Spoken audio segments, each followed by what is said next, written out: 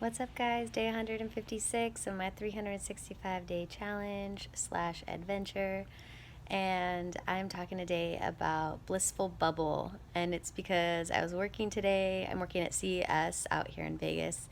And it's actually a really cool show working with Samsung. I love them. It's like my third or fourth year working with them.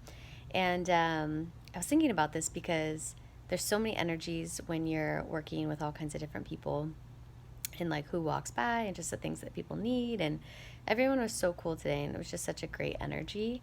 um, and it's so important to know how to manage your energy when it's not in a good environment, right? So today I was sitting there, and I didn't have too much to do, to be honest, at that time. And I was just like, I felt like I was just in this like little blissful bubble. And I thought to myself, this is so helpful, especially if you're in an environment where it's not working. Like there's something that is not going to be great.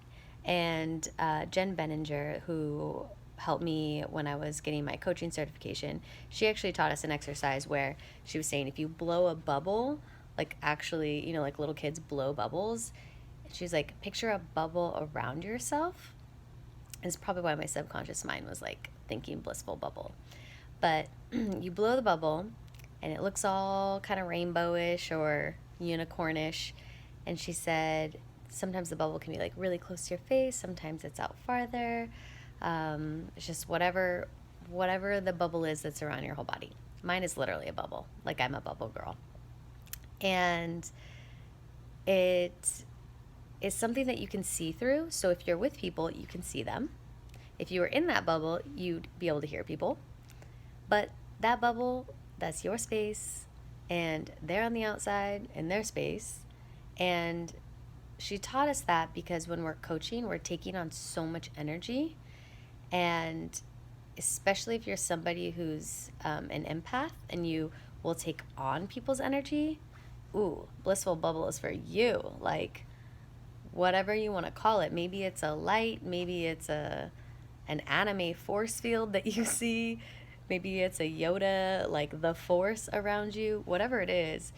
But I think it's a really great practice to have, because what's kind of calling to me is talking to kids, like people who are still at home with their parents. And I think there's some kids that really want to work on themselves, and maybe their parents don't, and that's fine. Everyone's on their own journey, or they just work on themselves in different ways. But especially for someone who's under 18 and it's a circumstance where they're in a home where they don't necessarily have a choice, or maybe it's somebody who is younger and they're starting out and their finances don't allow them to live on their own yet, and they have roommates and they haven't quite been able to create the roommate that is ideal for them, and they're learning the process of figuring out what type of roommate they would need. And you're in a situation where it's temporary, but it's still something that can get to you, and you need some type of force field to protect yourself. I feel like that is kind of the person that I'm talking to right now. And maybe it's literally even in your house, like your kid is driving you crazy a little bit, or your husband, or your dog barking, and you just need to namaste.